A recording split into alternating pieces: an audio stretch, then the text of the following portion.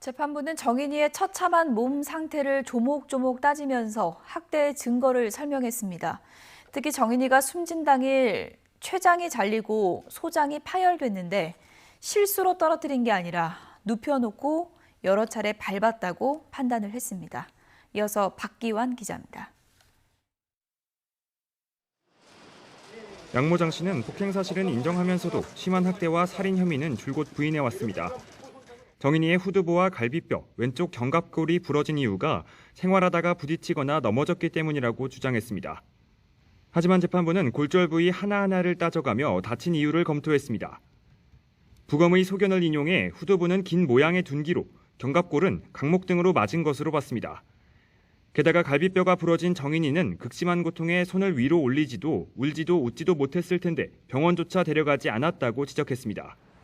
특히 정인이가 숨진 지난해 10월 13일, 당시 상황을 두고 첨예한 법정 공방이 오갔던 만큼 오랜 시간을 들여 장 씨 측 주장을 검증했습니다.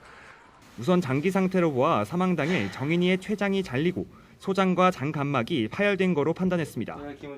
장 씨 주장대로 아이를 떨어뜨렸다면 간이나 척추가 먼저 손상됐어야 한다는 의학 논문을 들어 췌장 절단 등은 떨어뜨린 게 아니라 아이가 누운 채로 배 부위에 2차례 이상 강한 힘이 가해져 생긴 거라고 설명했습니다. 첫째 아이가 소파에서 뛰어내렸다는 주장에 대해서도 50kg 이상의 사람이 배를 밟아야 나올 수 있는 손상이라며 받아들이지 않았습니다. 중요 장기가 있는 복부를 밟으면 사망에 이를 수 있다는 건 누구나 예상할 수 있는 일이라며 미필적 고의에 의한 살인 혐의를 인정했습니다. 범행 행위의 잔혹성과 피해자가 저항할 수 없는 영화인 점 등이 고려된 것으로 보입니다. 아동학대 사건에 관해서 엄히 처벌하는 판결이 선고됨으로써 사회적으로 경종을 울리는 계기가 되었다고 보입니다. 학대 당시 영상이나 자백 등 직접 증거가 없는데도 학대를 인정해 중형을 선고한 겁니다. 이번 판결은 아동학대 사건이 잇따르는 요즘 향후 이어질 학대 관련 재판에도 적지 않은 영향을 미칠 것으로 보입니다. YTN 박기환입니다.